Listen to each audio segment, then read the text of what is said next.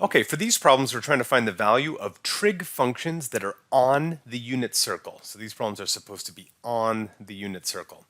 So the unit circle is the circle with a radius of 1, and every coordinate, every pair of coordinates of a point on the unit circle represents the cosine and the sine value of particular angles. So if we draw a radius 1 circle centered at the origin, then the coordinates x comma y will represent the cosine and the sine of the angle that is formed with the origin and then that point dropped down to the x-axis.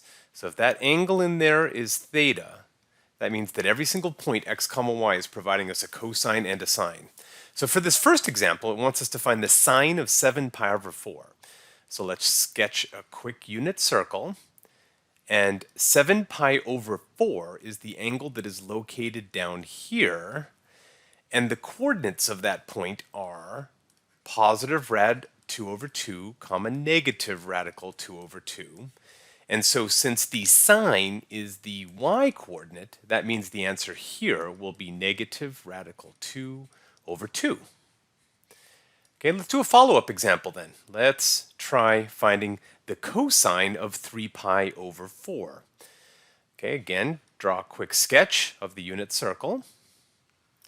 3 pi over 4 is the angle that is located up here, and the coordinates of that point are negative radical 2 over 2, comma positive rad 2 over 2.